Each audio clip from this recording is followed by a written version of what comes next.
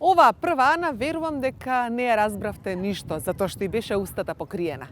Ама со таков проблем секојдневно се соочуваат лицата со оштетен слух и говор за време на ова ковид пандемија.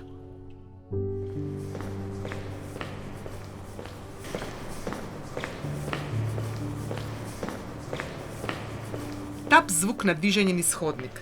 Во Државниот училишен центар за образование и рехабилитација Партени Зографски, звончето не го најавува и одјавува часот, туку влегувањето на професорот во училница.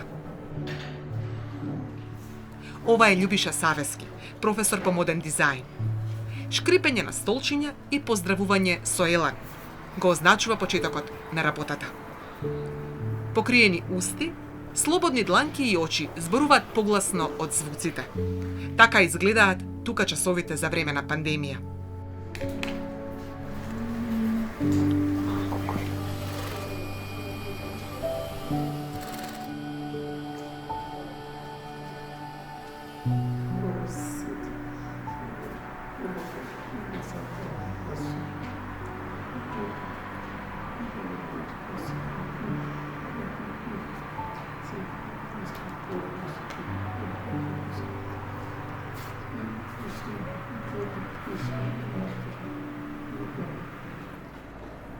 Практичната настава е речиси индивидуална.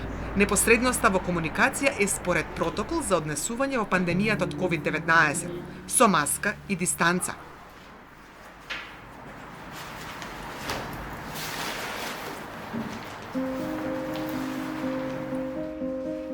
Но животот според тој протокол, надвор од светот на наглувите и глувите, и не е така едноставен.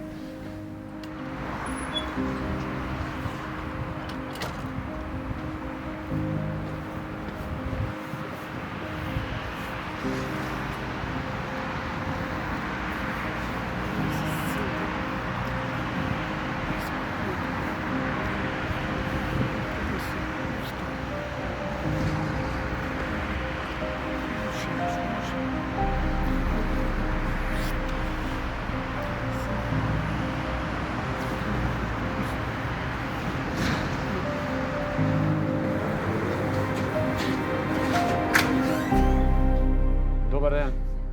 Очи во очи со проблемите. Секаде и секојдневно.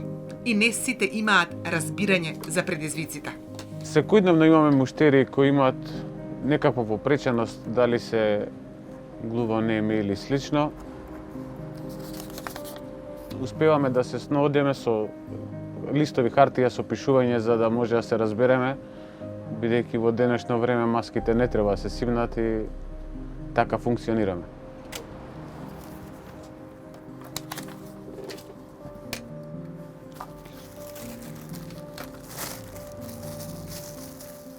Повеќе од 6000 лица со оштетен слух и говор имаат проблем во секојдневното остварување на комуникацијата за време на пандемијата, во период кога устите се покриени со заштитните маски.